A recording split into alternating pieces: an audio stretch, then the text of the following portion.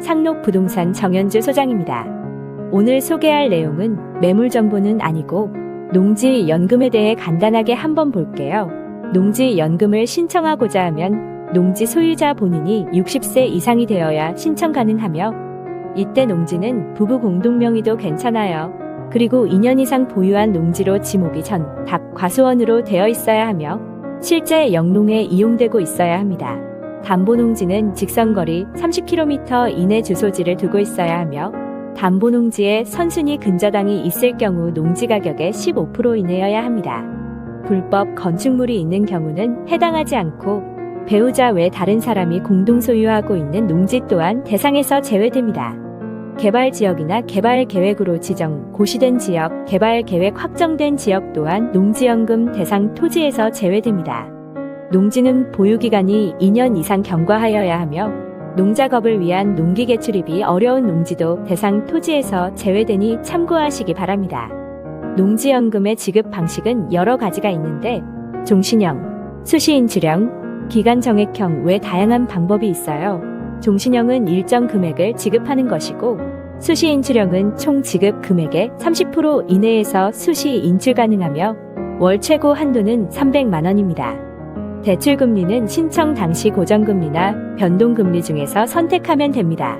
이제부터는 조금 더 중요한 내용들이 있으니 끝까지 시청 부탁드려요. 농지연금 신청인은 농지 보유만 2년 하면 되는 것이 아니고 영농 경력이 5년 이상이어야 합니다. 이때 영농 경력 5년 이상은 전체 영농기간 합산 5년이면 되고 확인 방법은 농업경영체 등록확인서 등으로 확인하니 기억해 두시기 바랍니다. 그리고 연금 지급 형식에 따라 영농 경력 10년 이상 되어야 하는 조건도 있으니 신청 전에는 해당 관청이나 농지은행 포털 사이트를 통해 상세히 알아보시길 추천드립니다.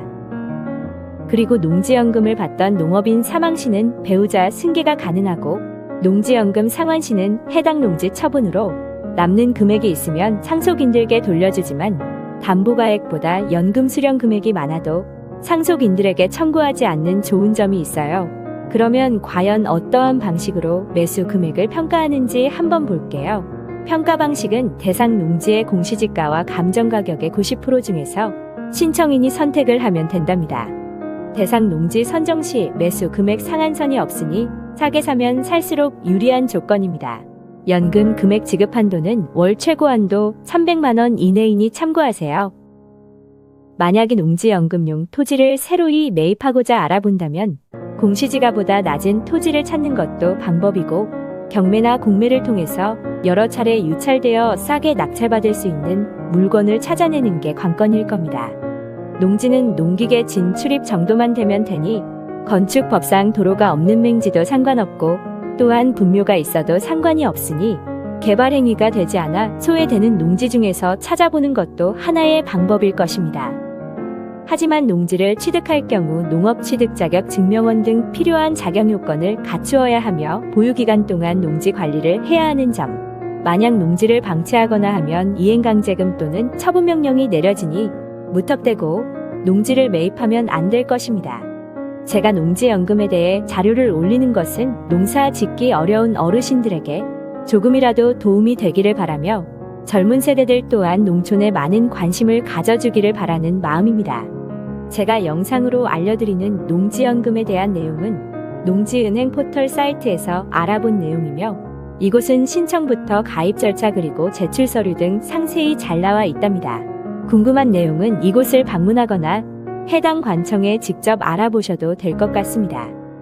농지연금은 어떠한 면에서는 단점도 있을 것입니다.